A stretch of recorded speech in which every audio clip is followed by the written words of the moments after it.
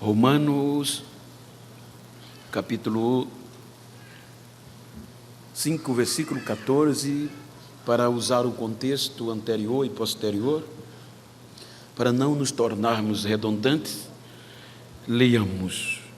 No entanto, a morte reinou desde Adão até Moisés, até sobre aqueles que não pecaram, a semelhança da transgressão de Adão, o qual é a figura daquele que havia de vir. Amém? Queiram tornar os vossos assentos, por favor.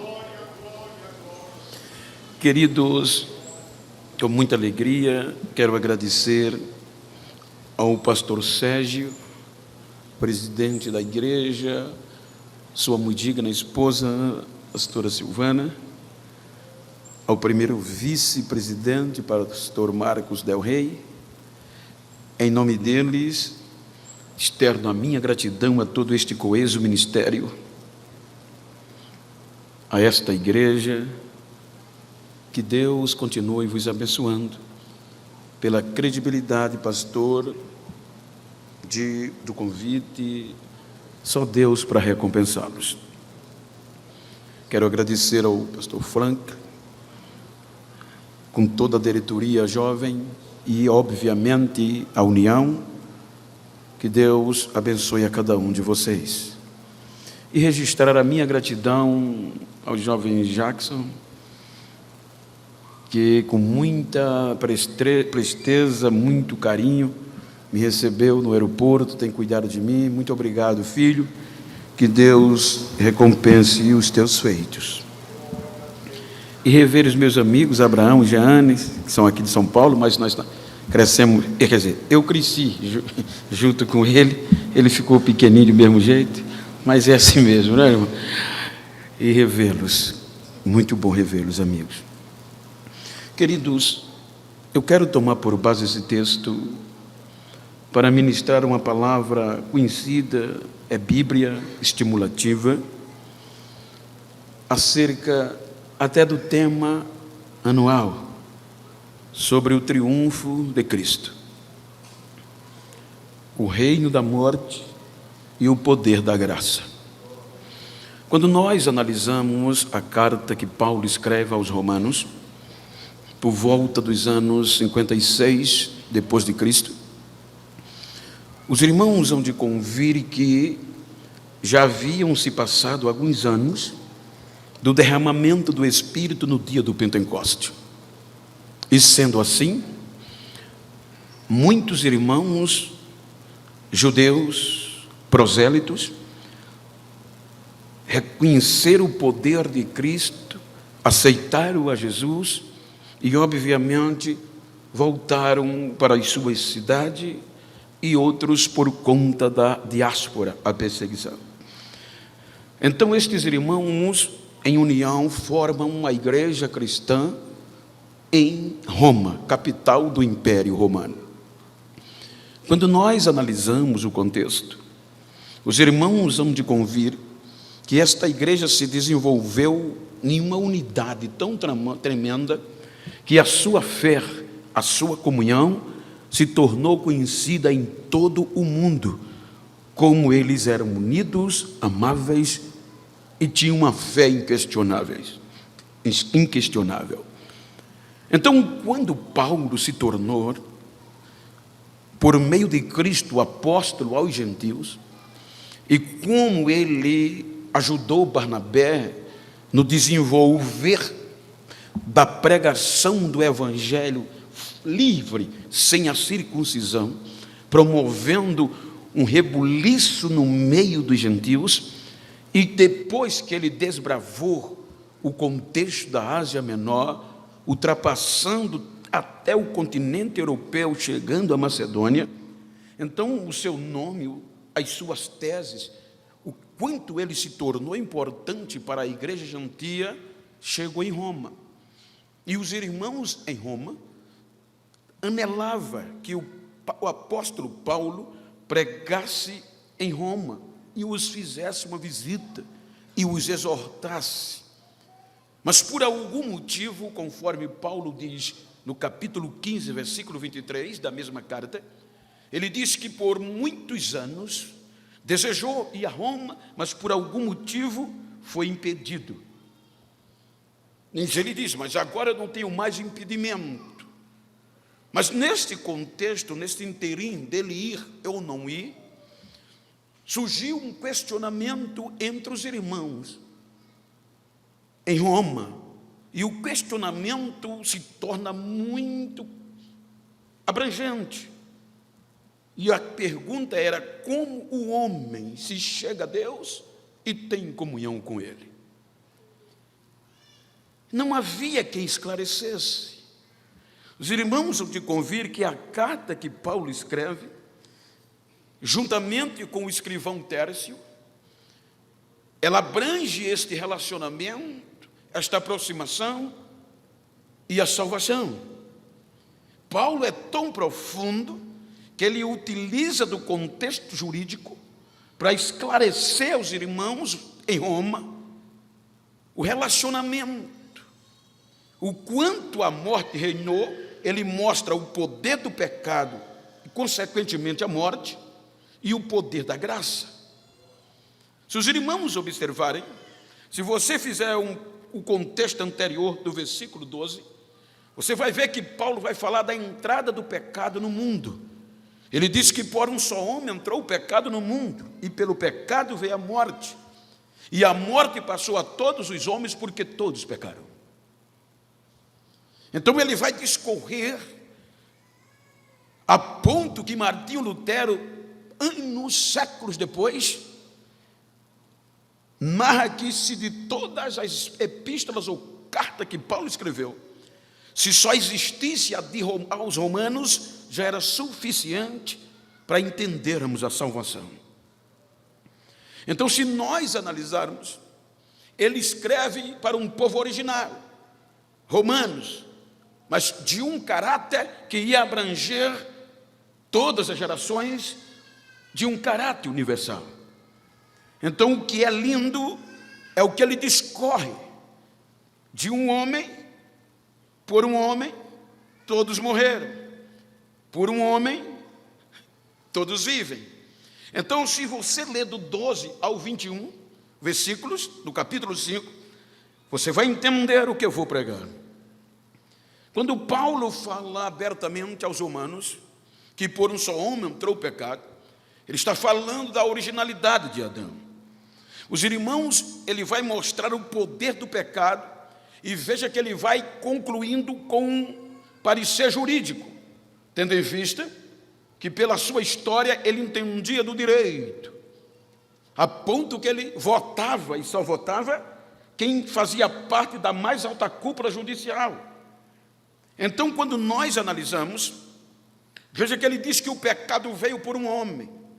Então ele vai discorrer que o pecado trouxe a morte, porque o ser humano foi criado, foi feito por Deus para não morrer, foi feito para viver eternamente, a ponto que Deus estabelece uma igreja. A Bíblia diz no capítulo 2 que Deus plantou um jardim, o Éden, para se relacionar. Veja que desde a queda dos anjos, Deus não tinha relacionamento com a terra. Agora, com o advento de Adão, então Deus o cria e marca e fecha um relacionamento. Porque o jardim do Éden, a Bíblia diz que todos os dias, ao virar do dia, Deus descia ao jardim, literalmente, e o Adão o adorava. O ser humano tinha relacionamento íntimo com Deus, estreito, a ponto de dialogarem, porque o homem era santo, inocente, puro, e foi criado para viver eternamente. Com Lúcifer, ludibriando o ser humano, ele erra do mesmo jeito que os anjos erraram, querer ser igual a Deus. Então a Bíblia mostra que veio a desobediência. O homem no jardim desobedece a Deus. Aí Paulo fala de desobediência, pela desobediência de um homem. É o pecado, a desobediência. Aí ele diz que a desobediência, o pecado vem. E obviamente, o que é que o pecado faz? Afastar o homem de Deus. Veja que quando Deus vem para se relacionar, o jardim estava vazio, o homem estava escondido. O lugar de relacionamento foi quebrado pelo poder do pecado. E a Bíblia diz que o pecado criou uma barreira entre o homem e Deus, entre o ser humano e Deus. Agora não há mais relacionamento. E por conta disso, o homem perde o direito de vida eterna, porque o pecado trouxe uma consequência. E qual foi? A morte. O salário, a recompensa do pecado é a morte. Então, a partir daqui, o ser humano começou a viver debaixo da lei, do pecado e da morte. E é aqui que a morte começa a reinar. Quando Paulo diz que a morte reinou de Adão a Moisés, ele está falando do período. O período da inocência e o período da lei. Veja que Paulo faz questão de dizer que o pecado que Adão cometeu não lhe foi imputado, porque não havia lei. E se não há lei, não há transgressão. Então Deus traz as sanções, expulsa-o do paraíso, expulsa-o da igreja, fecha o Éden, fecha o jardim, para ele não ter direito de voltar. E agora o ser humano é destituído da presença e da glória de Deus. Agora não tem mais relacionamento entre terra e céu, por conta do pecado e da morte. O homem agora se torna vassalo da morte e do pecado. Veja que a geração de Adão, o pecado abundou, diz ele no versículo 20, o pecado abundou. E quando nós olhamos o capítulo 6 do Gênesis, o pecado predomina e a morte reina pelo pecado, a ponto que há uma audiência. Como Paulo trata de um contexto jurídico, há uma audiência. E nessa audiência, o pecado e a morte triunfava e pede a Deus que condene o ser humano de forma definitiva.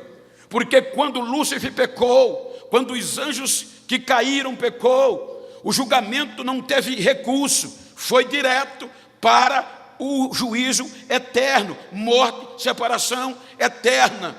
O ser humano comete o mesmo erro. Agora capítulo 6, pecado, morte e inferno, pede que Deus condene o ser humano como os condenou, que o afaste dele definitivamente. Então Deus desce. A Bíblia diz que o pecado abundou de uma forma tamanha que cheira mal as narinas de Deus. Deus não respirava mais vindo da terra purificação. Era pecado, desobediência, cada dia aumentando. Então Deus vem e decide, diz: me arrependi de os ter criado, de os haver feito, vou dar fim a eles. Em outras palavras, vou desistir, não vou mais contender com eles, vou destruí-los, porque são maus. Vou acabar com eles, com a terra, com os animais, répteis, tudo o que criei, porque o pecado e a morte reinava. Então Deus assina, sanciona. Está escrito: destruirei, exterminarei, condenarei. Quando o pecado e a morte triunfavam, quando nós não tínhamos apelo, porque o homem se tornou um réu confesso e convicto, quando não havia recurso a nosso favor, quando Deus assinou a nossa destruição, quando a morte e o pecado já triunfava, aí antes de nos destruir, aí Deus usa o recurso em nosso favor. Como juiz supremo, ele tinha direito, ele resolve protelar o julgamento. Porque a epígrafe do capítulo 6 diz: degradação geral do gênero humano. E o geral abrange a todos os seres humanos. Mas na hora de Deus, que o pecado e a morte achou que não tinha mais jeito, aí Deus usa um recurso chamado graça. Eles não merecem. Graça quer dizer isso. Aí a Bíblia diz que Noé achou graça aos olhos de Deus. Aí Deus disse: eu vou preservar, eu vou cumprir o juízo, mas eu vou preservar esse ser humano. Eu ainda quero me relacionar com ele. O dilúvio vem, devasta tudo, exceto 8 almas pela graça e um casal de cada animais, de cada espécie. Capítulo 7, o dilúvio devasta com tudo, exceto estes que eu falei, porque estavam pela graça, não mereciam, mas a graça preservava eles. Capítulo 8 do Gênesis, a Bíblia diz que lembrou Deus de Noé, dos animais da sua família, e recomeçou, tirou-os da arca. Quando ele os tira da arca, ele pede à geração de Noé fidelidade, e encham a terra, porque o ser humano foi criar para substituir os anjos caídos que o adoravam. O homem foi criado para louvar ao Criador, a terra em si, tudo que nela existe. O salmista entendeu e pelo Espírito ele escreveu, ele sentiu: tudo que há fôlego de vida, louve ao seu Criador. Esse é o nosso dever. Adore e louve ao seu Criador. Grandes e pequenos. Mas a geração de Noé desobedece. Quando a geração de Noé desobedece, o pecado vem. O dilúvio não foi maior e mais poderoso que o pecado e a morte. Quando o pecado vem, a geração de Noé se afasta de Deus.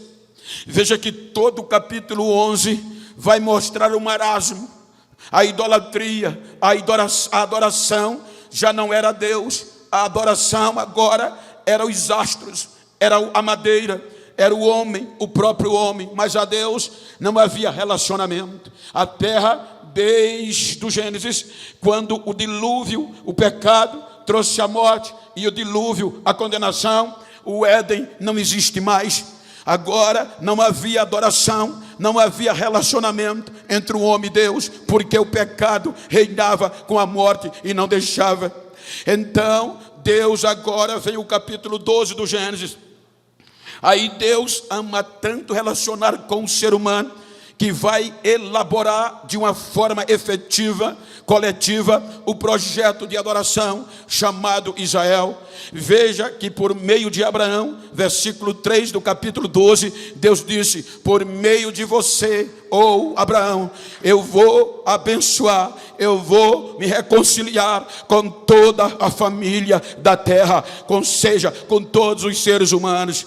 Porém, Abraão era Israel, era o projeto espiritual. Por meio de Jacó vem a abundância de Israel. Israel está no Egito, se torna escravo.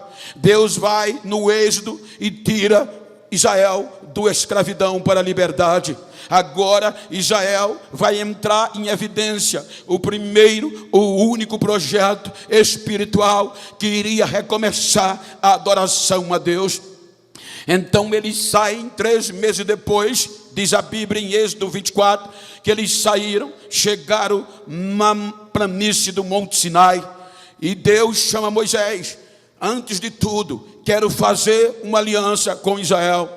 A aliança tem um fim de fidelidade.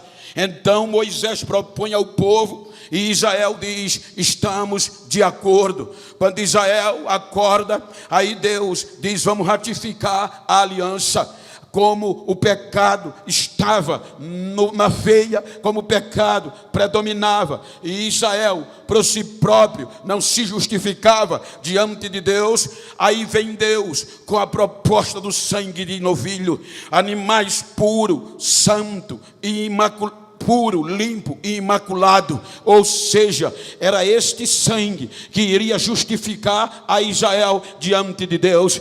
Então Moisés mata o novilho, asperge o sangue de novilho sobre o povo e sobre o altar, e ali fixa uma aliança. Agora o sangue de animais poderia justificar Israel, e ele poderia adorar por meio de um homem, o sumo sacerdote.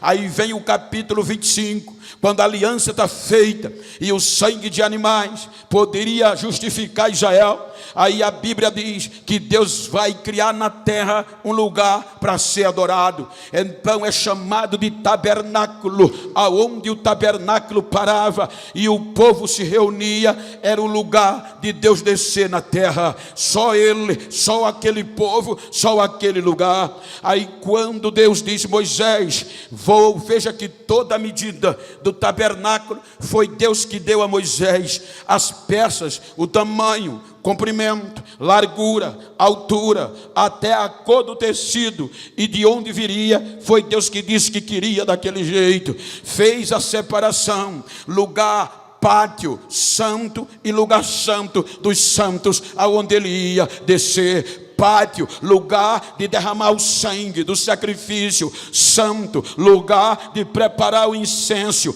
e santíssimo, lugar da presença, onde ele ia descer para ser adorado. Então, uma vez por ano, ele vai descer, quando o povo de Israel, uma vez por ano, se reunia, trazia os seus sacrifícios, puro, limpo, sem mácula, animais perfeitos. Então, os sacerdotes pegavam e imolavam. Quando imolava, o sangue caía, o sangue saía, e depois queimavam a carne no altar do holocausto. Terminamos, vamos nos lavar. Quando se lavava, aí ia ter um sorteio, e este sorteio ia escolher qual sacerdote ia entrar no lugar santo. Era uma vez por ano. Ele pegava o incensário, porque capítulo 34 do Êxodo, disse Deus: Moisés, para o dia do sacrifício, para o dia da minha glória descer, prepare-me um perfume aromático, ou seja, um incenso. Aí Deus diz: vou lhe dar as composições. Você vai pegar estoraque, gálbano, ônix, e como também vai pegar o incenso, vai fazer das 4 composições um perfume aromático para mim, ou seja, vai ser usado no lugar santo, e nenhum homem pode usar deste perfume. Então, quando o sacerdote sorteado pegava o incensário e entrava no lugar santo, passava pela mesa dos pães, passava pelo candelabro e chegava na última peça antes do véu, altar do incenso, ele colocava as 4 composições na mesma medida, disse Deus. Não podia, se for uma grama de um, é uma grama do outro, todos na mesma medida, todos do mesmo tamanho, todos do mesmo jeito. O cheiro vai aparecer, não há maior que o outro, é tudo igual, do mesmo jeito. Aí ele pegava e entrava no lugar santo, chegava diante do altar do incenso. O fogo não podia se apagar, ele já colocava o incensário. Quando o fogo aquecia o incensário, a fragrância do perfume ia exalar, ela saía na horizontal, a fumaça enchia o lugar santo. Este perfume era tão forte, eu fiz um curso arqueológico no Egito, ou seja, e eu fiquei impactado. Eu fui no complexo de Golã, e a década de 40 diz a história que foi achado uma resina, e os arqueólogos, no seu contexto, conciliaram que era o mesmo mesmo incenso queimado no templo de Moisés. Aí o bonito se você analisar, muito sangue era derramado, muitos animais eram mortos. Então tudo isso atraía mosca, varinjeira, inseto pelo mau cheiro, e o povo passava mal. Aí quando este perfume era queimado e a fragrância exalava, diz a arqueologia que a 3 quilômetros do tabernáculo, o que tinha de inseto morria pela pureza do incenso. Ele enchia o lugar santo e pegava a vertical, a fragrância subia, rompia a atmosfera e chegava nas narinas de Deus. Quando chegava, não era cheiro de pecado, a Bíblia diz que ele cheirava como um cheiro suave, representando a oração de Israel. Quando ele cheirava, quero acreditar que ele dizia: tem pureza, a minha glória vai descer. Ele descia, o véu se abria e o sumo sacerdote entrava e Israel adorava. Agora tem de novo na terra um lugar de adoração. Paulo diz que Deus deu a lei a Israel para ressaltar o pecado, porque na época de Adão não havia lei e o pecado não foi imputado, mas agora tem lei. Agora Israel sabe por onde ir e por onde não ir, e se errar, a Bíblia vem o templo. O tabernáculo era simples, vem o templo, a liturgia era a mesma. Israel se engodou e o pecado veio. O pecado reina sobre Israel. E Israel adora a outros deuses e não mais a Deus. O único lugar de adoração na terra de novo, o triunfo, o reino da morte e do pecado contaminou. Deus manda os profetas e eles profetizavam, mas o pecado prevalecia, a ponto que este único lugar foi destruído, tornado-se cinzas, e não tinha mais lugar para adorar de novo na terra. O pecado destroça Israel e os leva cativos para a Babilônia. Acabou, 70 anos se vão. Aí Deus não desiste.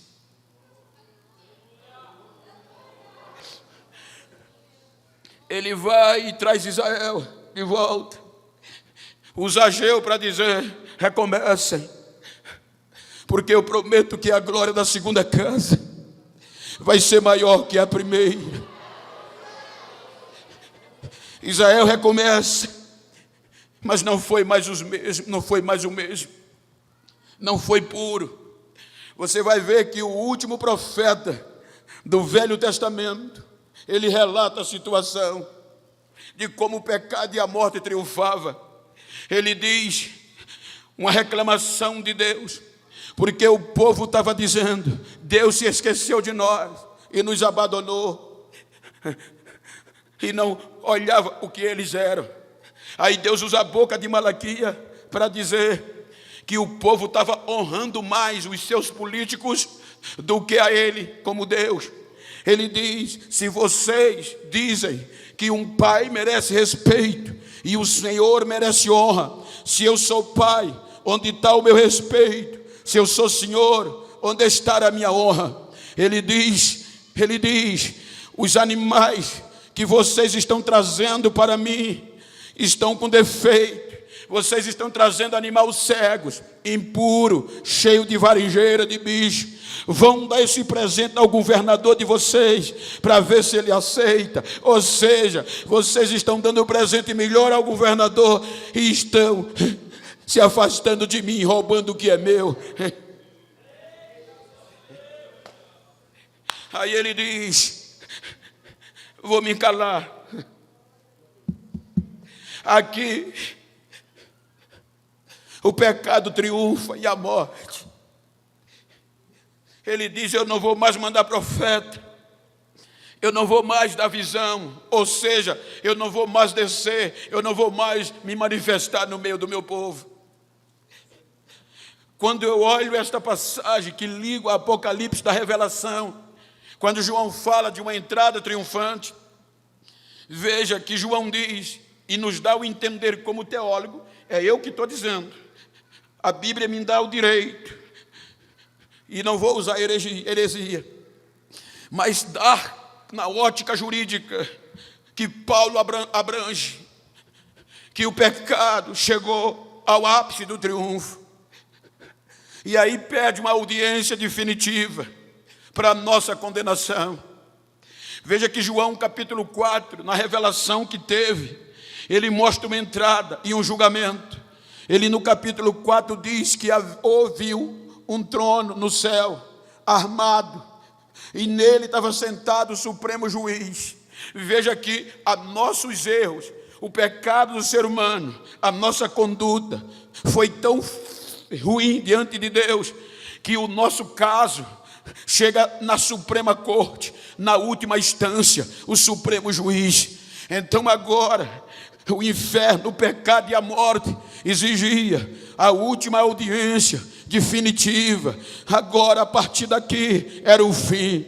Aí veja que João diz que o capítulo 4 ele vai descrevendo, mas o que impacta ele é o capítulo 5, porque ele diz que na mão direita do Supremo Juiz havia uma sentença condenatória. Ele diz uma escritura que era tão forte, os elementos comprobatórios contra o ser humano era tão robusto, que era escrita por dentro e por fora, selada com 7 selos. E aí, quando chega a petição da condenação por parte do pecado e da morte para nós, aí Deus vai buscar alguém. Veja que no contexto do capítulo 5, João nos dá o entender que Deus mandou: procure um advogado, procure um promotor, procure um homem que possa aceitar a causa dele diante de mim, que possa defendê-los diante de mim. Os anjos saíram a procurar um advogado para nós, um homem, um promotor, mas não encontrou, e voltam dizendo: ninguém, Senhor, ninguém foi achado digno de tomar o livro, de desatar o livro, nem sequer de olhar para ele. Em outras palavras, ninguém foi achado digno de tomar o livro, ninguém quis aceitar a causa deles. Não tem mais jeito, ninguém quis assumir, e se não tem advogado, a condenação vai vir.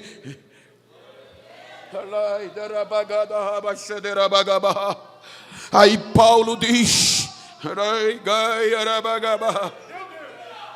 veja que quando Paulo escreve aos gentios de Efésios, ele diz que os gentios, nós já estávamos mortos pelos nossos pecados, vivendo na terra conforme as concupiscências da nossa carne, debaixo do pecado, vivendo sem Deus, sem paz e sem aliança com Israel. Paulo diz: já estávamos condenados e estavam mortos, mas agora ninguém foi achado digno. Quando você faz uma retrospectiva do que Paulo diz, que a morte reinou desde Adão até Moisés, me permita recapitular a Bíblia e você vai entender. Ele diz que o pecado entra pelo homem e o pecado a morte. Então veio Adão e entrou a morte por ele, e ele morreu. Eu fiz um curto estudo nesse contexto cadavérico, e olha que coisa interessante. A morte é o processo que nos destrói, porque você, ser humano, se nós morrermos, o estudo diz, e é um estudo verídico, daqui 1 hora, se nós morrermos, eu estou sarado, o meu corpo está sadio. Se eu morrer, ou você agora, daqui 1 hora, começa as fases da decomposição, conhecida como autólise, ou seja, ela tem 5 fases, mas eu vou falar só de 3. O que é que a morte faz? Depois de 1 hora que a gente morre, ela vem para a primeira fase, para a corrente sanguínea, e quando a corrente sanguínea para, ela vai para o segundo ato, esfriar o corpo, e o terceiro é torná-lo pálido. Só o teclado, se possível. Obrigado. É torná-lo pálido. E o corpo vai esfriar. Agora, o corpo frio é a primeira fase da decomposição. Ela tem de 1 a 12 horas para concluir esses 3 processos.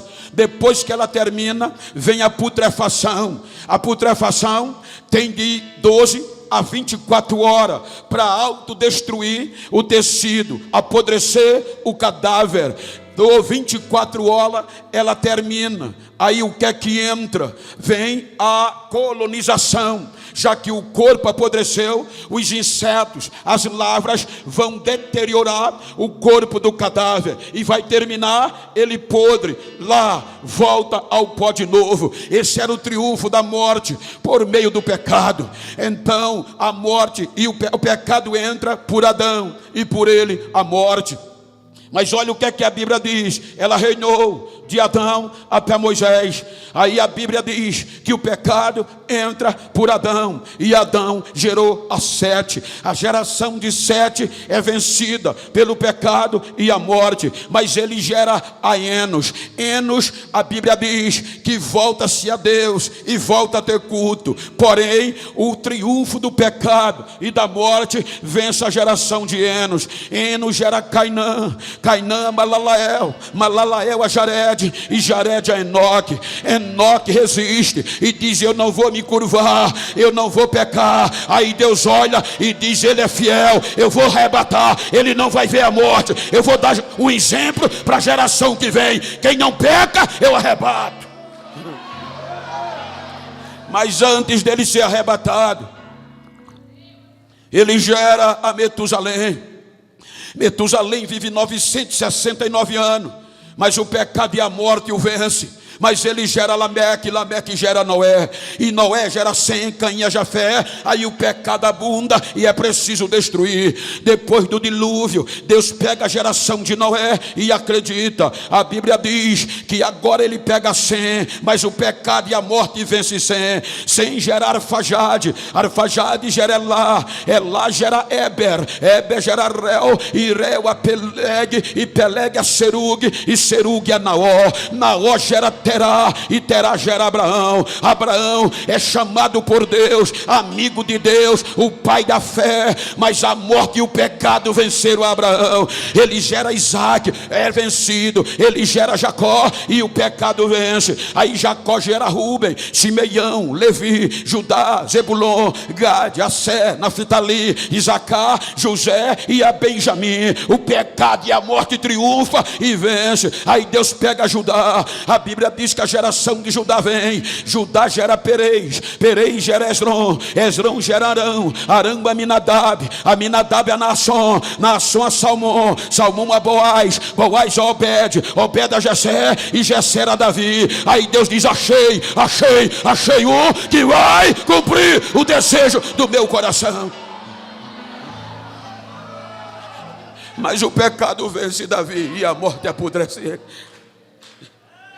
Davi gera Salomão, Salomão a Roboão, Roboão a Abias, Abias a Asa, Asa a Josafá, Josafá a Jorão, Jorão a Uzias, Uzias a Jotão, Jotão a Acais, Acais a Ezequias, Ezequias a Manassés, Manassés a Amon, Amon gera Josia, Josia a Jeconia. O pecado e a morte vence um por um, e Israel é levado para o cativeiro. Aí vem o Novo Testamento. Aí Mateus conta a história e diz que Deus sempre protelou o julgamento. Ele diz: depois do cativeiro, Salatiel gerou a Zorobabel, Zorobabel gerou a Abiúde, Abiúde Eliaquim, Eliaquim gerou a Azó, e Azó gerou a Zadok, Zadok gerou Eliasar, Aquim gerou Eliasar, Eliúde, Eliúde gerou a Eliasar, Eliasar gerou a Matã, Matã gerou a Jacó, e Jacó gerou a José, o qual foi marido de Maria. Até aqui ninguém foi achado digno de aceitar a nossa causa. Mas a Bíblia diz que quando o pecado e a morte triunfava, que não tinha mais jeito, aí no ventre de Maria a graça vem, a graça vem, a graça vem, a graça desce.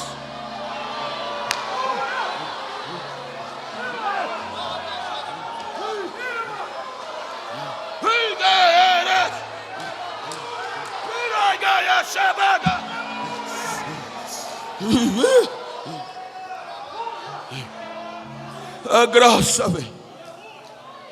Mas como vem? Ninguém queria aceitar. Quando você lê a carta de Paulo aos gentios de Filipos, capítulo 2, você vai entender.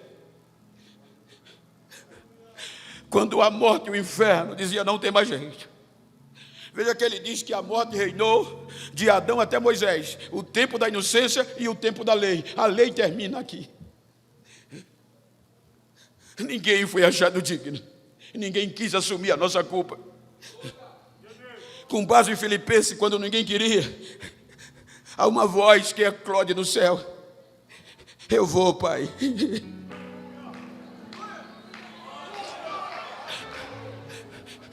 Eu vou descer, Pai.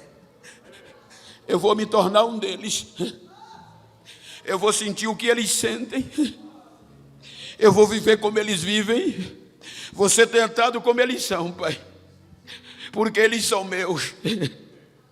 Porque o Senhor fez ele por mim. Porque sem mim nada do que foi feito se fez. Vai ter adoração de novo, Pai. Mas como descer? Você é a sabedoria. Você é o princípio, é o verbo. E para descer vai se humilhar. Você vai perder a sua glória. Vai deixar o seu lugar. Ele disse, eu estou disposto a abrir mão da minha glória, Pai. Eu vou abrir mão, vou me despir. Eu vou abrir mão.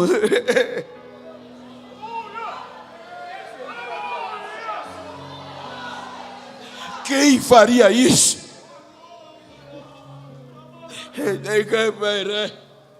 Mas é humilhante, não importa. Eu vou descer, Pai. Aí a Bíblia diz que Deus nos amou de uma tal maneira.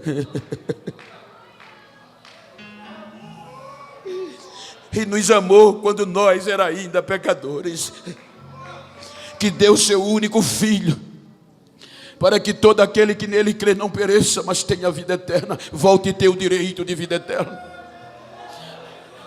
Cumprindo a plenitude dos tempos, Deus enviou seu Filho, nascido de mulher, nascido debaixo da lei, para resgatar todos que já estávamos condenados pela lei. A lei adoeceu, enfermou.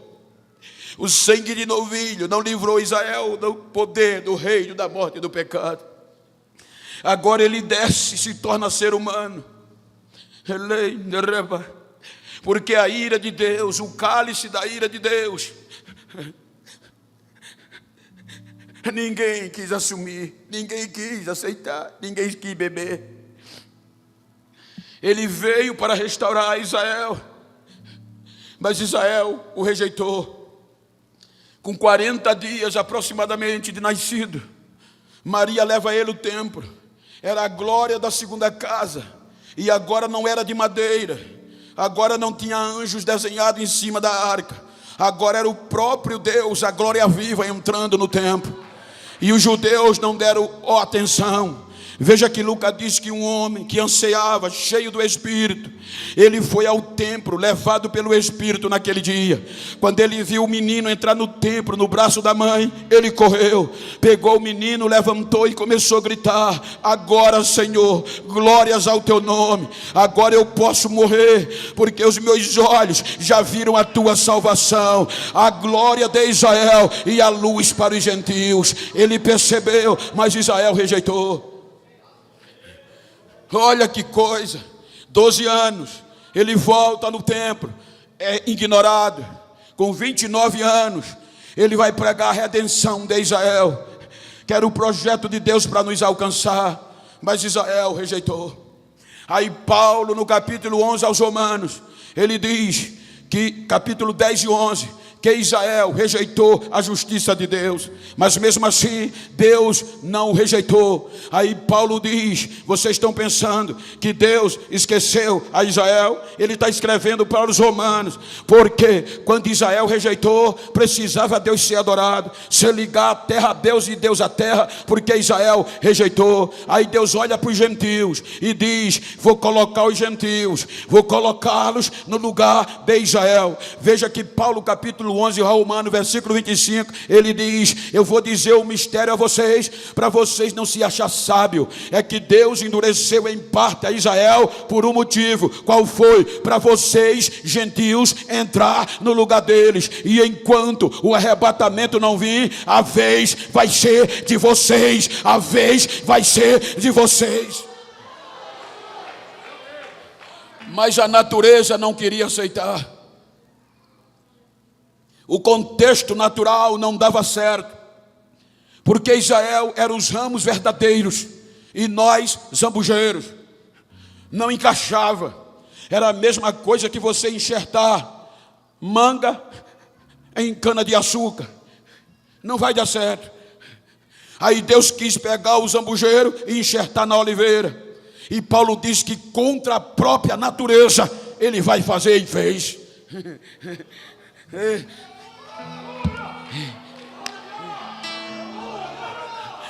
Para isso, precisava vencer o pecado e a morte.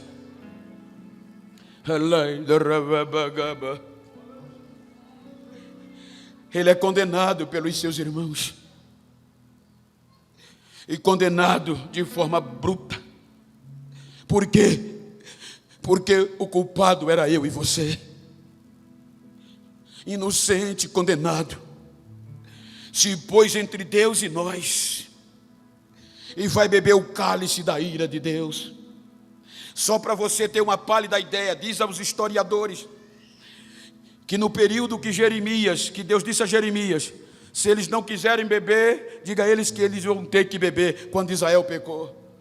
Diz os historiadores que nesta época era comum, quando o rei convidava os súditos para um banquete, e os súditos ficavam tão alegres que metiam-se a beber. E o rei dava um aviso: não bebam, senão vocês vão perder o senso e vão fazer besteira.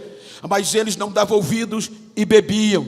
Quando eles bebiam, se embriagavam e começavam a vomitar. Quando eles vomitavam na frente do rei, o rei agora dizia: vocês vão ter que beber o vômito da vossa embriaguez. Veja, eles tinham que beber o vômito. Então agora era na relação ao pecado que Deus estava falando. Beber o cálice da ira de Deus era a punição do pecado. Então veja que Jesus, quando vai para a cruz, ele fala sobre isso: Pai, se possível, afasta de mim este cálice. Por 3 vezes ele orou e diz: mas seja feita com a tua vontade. Ou seja, ele vai ser condenado, e condenado à morte de cruz, que era pertinente ao pecador, segundo Deuteronômio 21, 22 e 23. Os judeus condenam ele pela morte de cruz. Pilatos lava as mãos, mas ele é condenado. Quem deveria pagar o preço era eu, era você. Então Paulo vai dar resposta de como o homem se aproxima de Deus e tem comunhão com ele. Só é por meio dele, por meio de Jesus. Ele agora é condenado e vai sofrer as sanções. Depois de mutilado, de julgado, ele vai ser mutilado. É aqui que diz o escritor, é o Pierre Barber, o que fala da crucificação.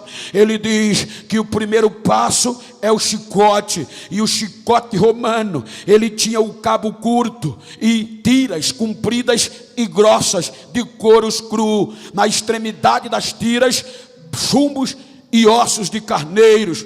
Para fazer o quê? Porque o couro inchava aonde batia, e o chumbo e o osso causava contusões, 39 chicotadas. O condenado estava só o bagaço, o corpo inchado e o corpo dolorido pelo chumbo e pelos ossos. Agora imagina, e Isaías diz que a nossa culpa, a nossa mazela, os nossos pecados, o castigo que ia nos trazer a paz, cai sobre ele. Era pelas suas pisaduras que nós deveríamos ser sarados, e fomos. Então chicoteiam, e agora vem a cruz. Humilhado vai à cruz. Ou seja, segundo a crucificação normal, a cruz tinha duas partes: a vertical, que era colocada no lugar da crucificação, e a transversal ou horizontal, que era o patíbulo. Diz o estudo que eles pegavam essa parte transversal,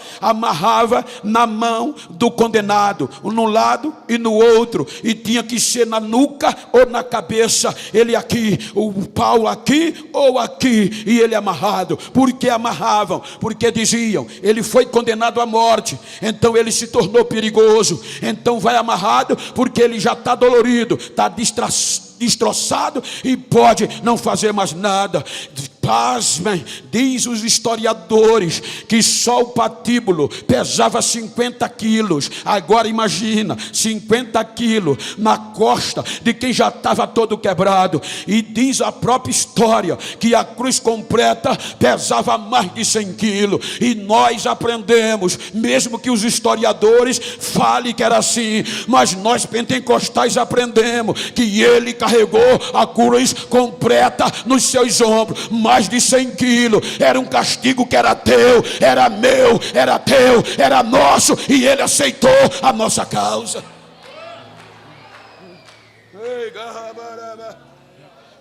Será que isso não comove o teu coração?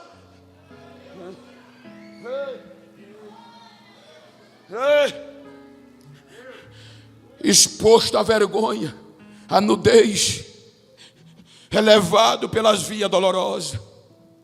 9 horas da manhã, ele é crucificado. Os grampos, e a cruz é levantada.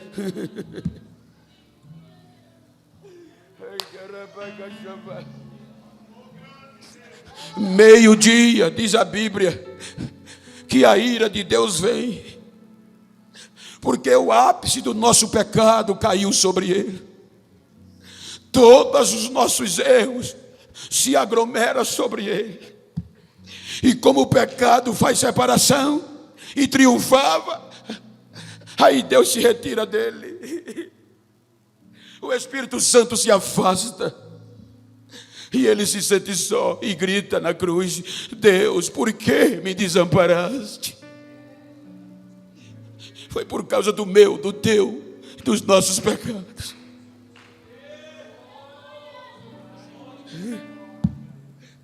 3 horas da tarde, vem a decepção humana.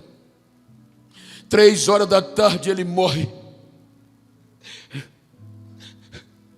sem ninguém para tirar o seu corpo da cruz. Solitário.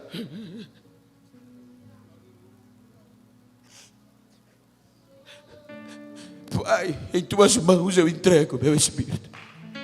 E morreu.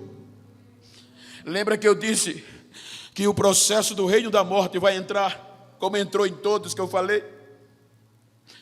1 hora depois, já era para a corrente sanguínea parar.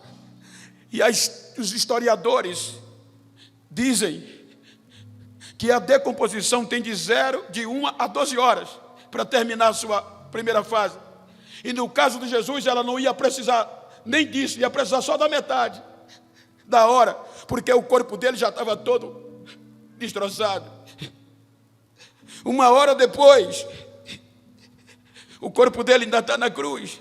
2 horas depois, o corpo dele está na cruz.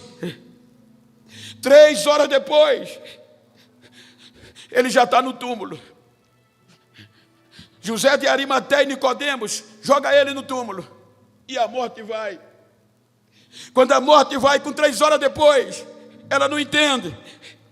porque a corrente sanguínea não parou, o sangue não ficou frio, e o corpo dele não empalideceu,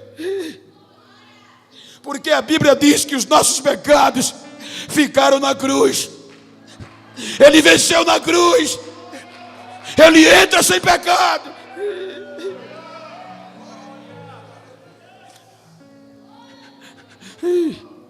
A morte se cala e espera 12 horas, o prazo da decomposição fazer, dá 12 horas, e o corpo não muda, não começa a feder.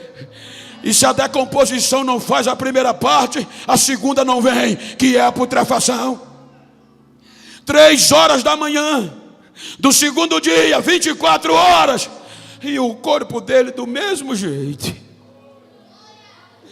24 horas era o prazo da putrefação terminar, e o corpo dele não apodrece, o sangue não muda, e não chega inseto, não chega lavra, e a morte se preocupa, espera mais 12 horas, 3 horas da manhã do terceiro dia, quero acreditar, a morte não aguenta, e chama a decomposição, entre aqui, a decomposição diz, eu não posso entrar, por quê?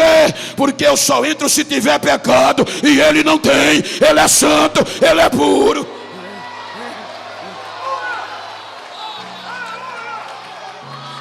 Chame o pecado, isso é com o pecado. 4 horas da manhã do terceiro dia, quero acreditar, a morte chama pecado.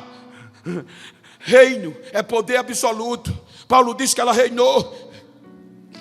A decomposição diz que a culpa é sua. Pecado, entra aqui. O pecado diz, eu não posso. Mas por quê?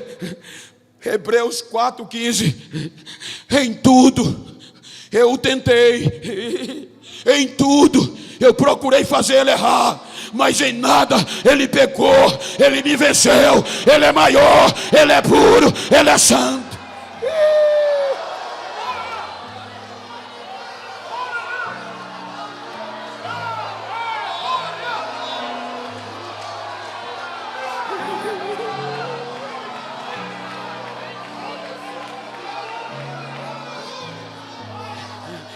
Quando o pecado e a morte se rendem, levanta a bandeira branca e Jesus triunfa. A Bíblia diz, ele desce a mais baixa profundeza da terra, disse Pedro, porque até aqui a morte levava tudo para baixo por conta do pecado. Aí ele desce como glorioso triunfante, prega para a geração de Adão e Noé que a lei não foi imputada, para eles não ter desculpa. Pega e toma o poder da morte e do inferno e diz, agora quem vai reinar sou eu. Aí pega quem estava preso e leva para cima. Agora quem está em mim não é para baixo, é para cima, é para cima, é para cima que vai.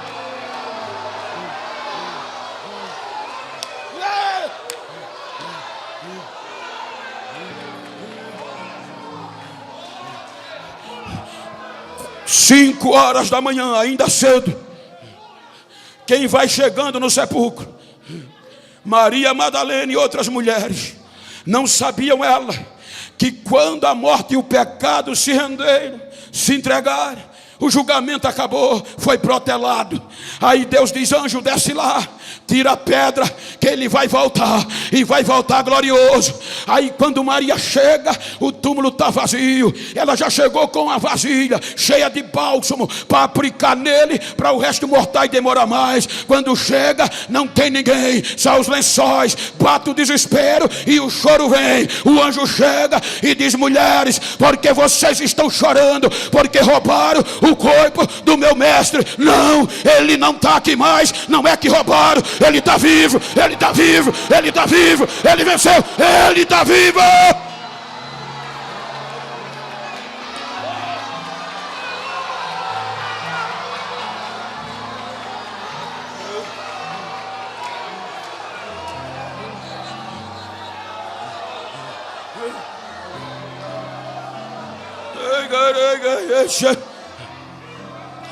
Reigas. 10 dias depois,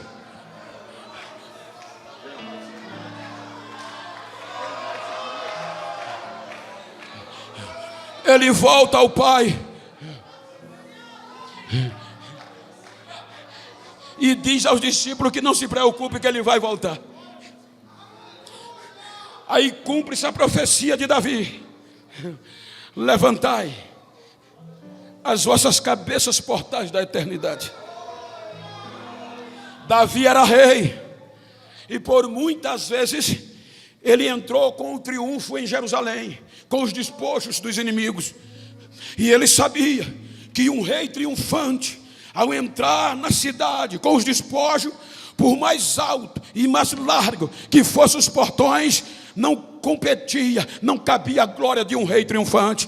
Aí ele diz: levantai as vossas cabeças, ó portais da eternidade, e deixai entrar o rei da glória. Há um questionamento: quem é este rei da glória? É o Senhor poderoso na batalha, vitorioso, triunfante. Vai entrar, vai entrar, vai entrar.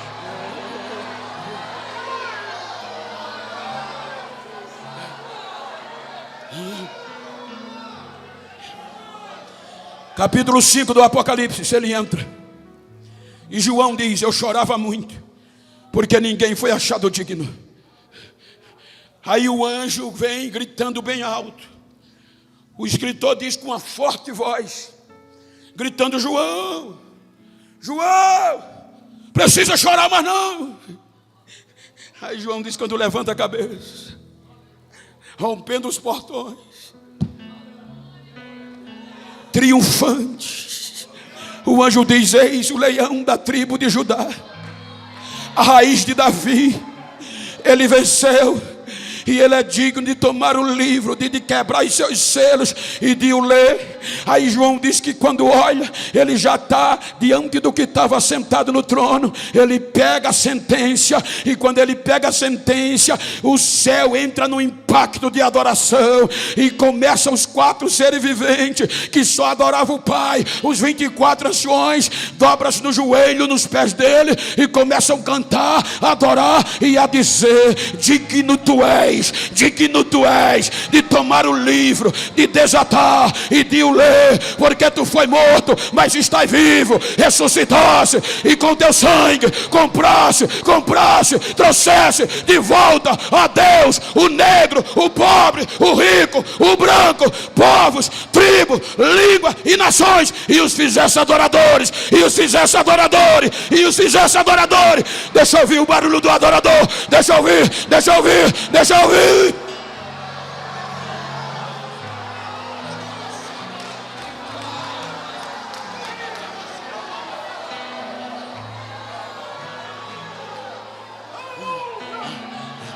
Só para concluir, amanhã a gente continua.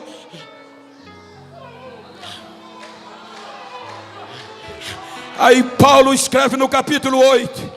Diga comigo, com fé e com coragem. Diga que o que Paulo escreveu no capítulo 8.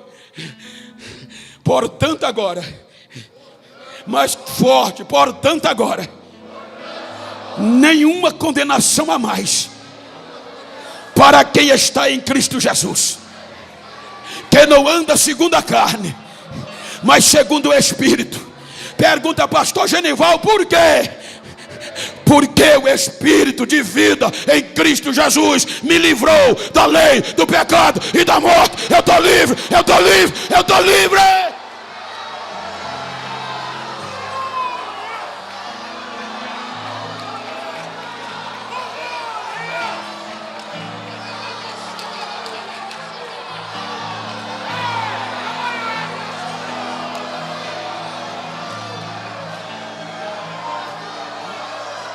Fique de pé, fique de pé, fique de pé.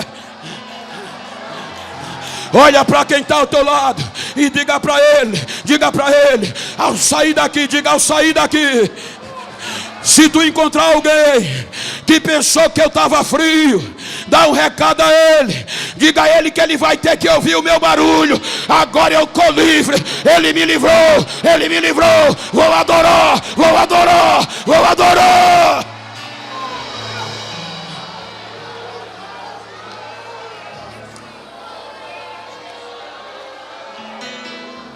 Aleluia.